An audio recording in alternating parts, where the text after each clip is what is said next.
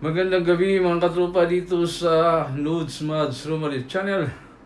Mayroon po tayong magandang balita naman sa ating mga seniors tungkol po ito sa Seniors Universal Social Pension. Ayan po.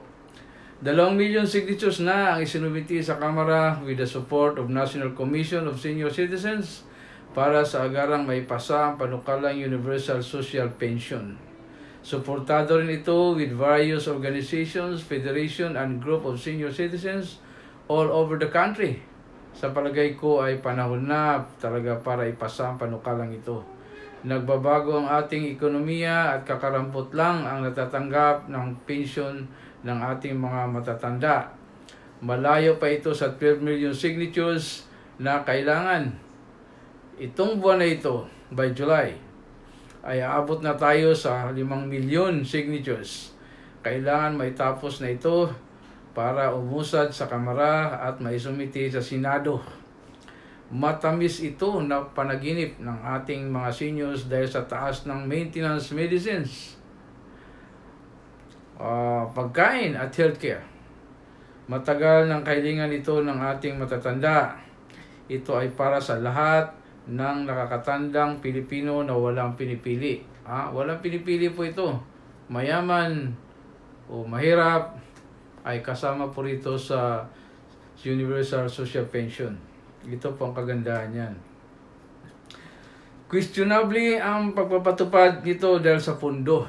Ito ang problema natin, pundo. Lagi naman ganito, pundo, no? Pero pag pangungurakot, daming pera.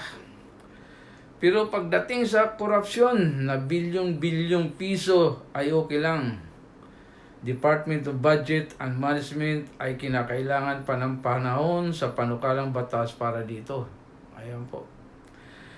Pag matagalang pundo ang kailangan dito para kakayanin ng gobyerno ang Universal Social Pension para sa mga seniors. Yan ang sinasabi ng ating gobyerno, pangmatagalan mo.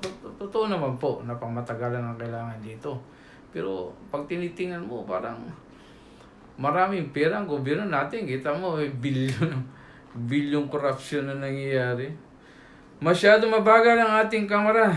Pero sa pagdating sa pangurakot, ang bilis nilang magnakaw at wala pang kulong. Ayan, di ba?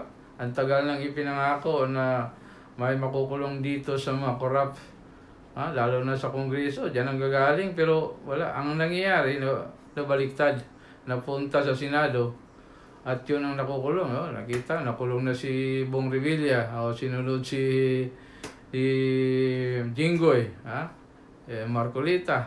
Pero yung nagnakaw ng bilyong ay sa flood control scam ay wala. Yun ang problema. Sa Diyos na lang tayo maghingi ng awa at parusa sa mga korap sa gobyerno. Sana gabayan tayo at tulungan ng pong may kapal para sa ikakabuti ng lahat. Ayan po. Yun ang problema dito Kaya, hindi ko maintindihan talaga kung bakit ganun. Kahit pa sabihin ng ating gobyerno na nung unang panahon pa ito, nangyari, hindi na natin kailangan balikan. Andito na ang gobyerno ito na, kayo na makapangyarihan, dapat talaga ay gawin nyo natin, pakulong yung mga korap na yan. Kawawa naman ang mga taxpayers dyan na walang nangyayari. Kita mo itong Universal Social Pension, tagal nito, pero walang nangyayari. Kasi nga, ang pera ang problema nila. Pero nasaan na yung pera ang kinukurakot? Nakala ko ba na ibalik na sa gobyerno? Ay wala pa rin. Kaya hindi ko maintindihan kung minsan kahit anong pilit kong intindihin ay talagang mahirap intindihin. Hindi ko alam kung paano halos matatapos na ang panunungkulan ng ating mahal na presidente, pero wala pa rin nakukulong. Hanggang sa susunod po, ito po si Nudes Mads na suma sa inyo. God bless na lang po sa lahat, sa atin. Maraming salamat po at hanggang sa muli po mga seniors, para po sa inyong lahat ito. Maraming salamat po. Bye! Masalam!